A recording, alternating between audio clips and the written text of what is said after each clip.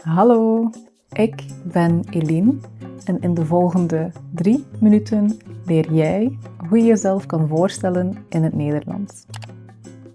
Eerste vraag. Hoe heet u? Hoe heet u? Dat is formeel. Je gebruikt de u-vorm wanneer je spreekt met iemand die ouder is dan jij. Als je met iemand van je eigen leeftijd praat, dan vraag je eerder: hoe heet jij? Hoe heet jij? Het antwoord is simpel. Ik heet Eline. Ik heet Eline.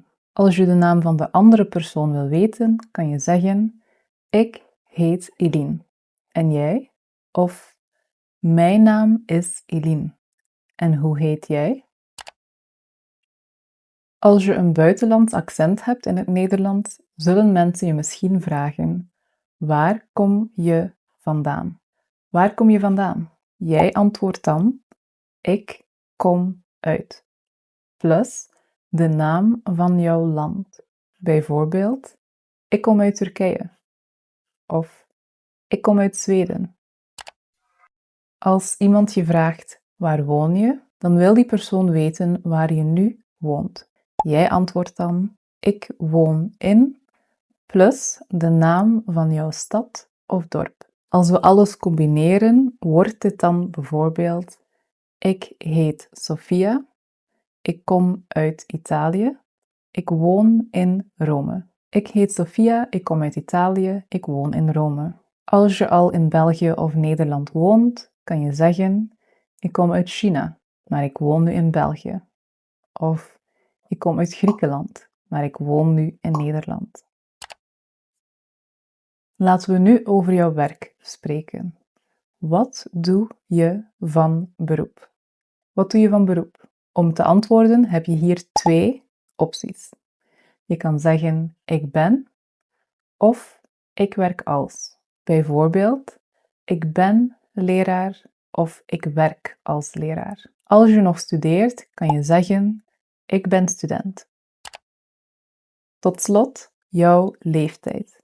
Hoe oud ben jij? Hoe oud ben jij? Om jouw leeftijd te zeggen, gebruik je deze formule.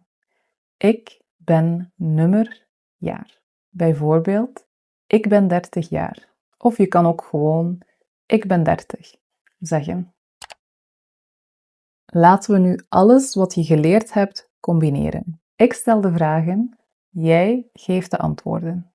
Luid op, dat is heel belangrijk. Hoe heet jij? Wat een leuke naam. Waar kom je vandaan?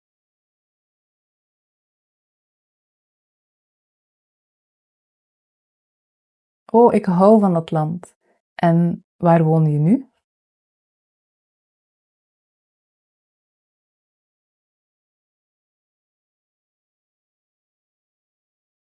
En wat doe je van beroep?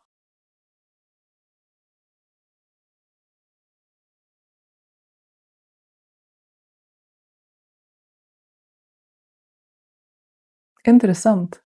En hoe oud ben jij?